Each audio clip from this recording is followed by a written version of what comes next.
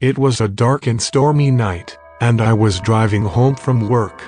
The rain was pouring down in sheets, making it difficult to see the road ahead. I was exhausted after a long day, and all I could think about was getting home and crawling into bed. As I drove down the deserted country road, I noticed something strange up ahead. In the distance, I could see what appeared to be a train, but it was unlike any train I had ever seen before.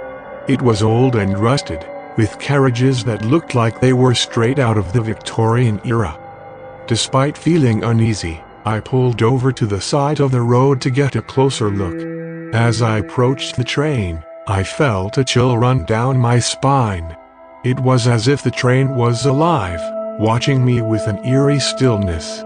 Suddenly, I heard a low, mournful whistle, and the train started to move. I watched in horror as it began to pick up speed, hurtling down the tracks with a deafening roar.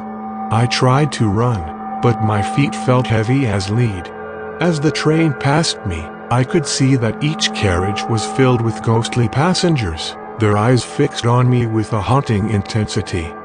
I could hear their ghostly moans and cries, and I knew that I was in terrible danger.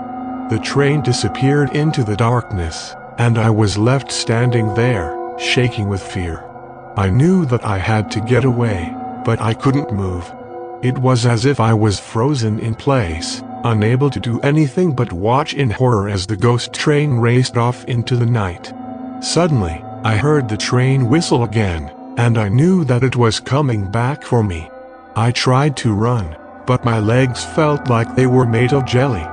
I stumbled and fell, my head hitting the ground with a sickening thud. When I came to, I was lying on the tracks, with the ghost train bearing down on me. I tried to move, but I was too weak. I could feel the hot breath of the ghostly passengers on my face, and I knew that I was going to die. But then, just as suddenly as it had appeared, the train vanished into thin air once again, leaving me alone and trembling with fear.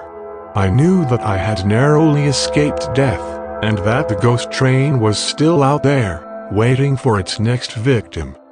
Days turned into weeks, and I tried my best to forget about the ghost train. But I couldn't shake the feeling that it was still out there, watching me, waiting for me. One night, as I was lying in bed, I heard the mournful whistle of the ghost train once again. I tried to ignore it, but it grew louder and more insistent. Finally, I couldn't take it anymore, and I got out of bed to investigate. I followed the sound of the whistle out into the night, and I saw the ghost train once again, hurtling down the tracks with a deafening roar. This time, it was different. The train had changed somehow, becoming even more sinister and malevolent. As the ghost train passed me, I could see the ghostly passengers once again, their eyes fixed on me with a menacing gleam. I could hear their laughter and jeers, and I knew that I was in grave danger. I ran as fast as I looked around frantically, trying to find a place to hide. But there was nowhere to go. The train was everywhere, surrounding me on all sides, trapping me in a world of darkness and terror. Suddenly, I saw a glimmer of light in the distance. It was a small cabin, nestled deep in the woods. I knew that I had to make a run for it. I sprinted towards the cabin, my feet pounding against the ground. The ghost train was right behind me, its roar filling my ears. I could feel its hot breath on my back, and I knew that I was running out of time. Just as I reached the cabin, I felt a cold hand grab my shoulder.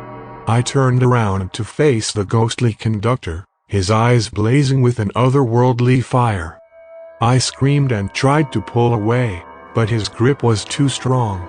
"You cannot escape," he hissed in my ear. "You are mine." I struggled and fought with all my might, but the ghostly conductor was too powerful. He dragged me towards the train, his laughter echoing through the night. I was about to give up, to resign myself to my fate, when I saw a glimmer of hope. The moon emerged from behind a cloud, casting a beam of silver light across the ground. And in that moment, I saw something that gave me hope. The ghost train was fading, becoming transparent, as if it were a mere shadow of its former self. And with a final, mournful whistle, it vanished into the night, leaving me alone and trembling with fear. I collapsed onto the ground, my body shaking with exhaustion and terror. But I knew that I had survived, that I had faced the ghost train and emerged victorious. From that day forward, I never forgot the terror of that night. But I also never forgot the lesson it taught me, that sometimes, even in the face of the most terrifying of foes, we must never give up hope. We must never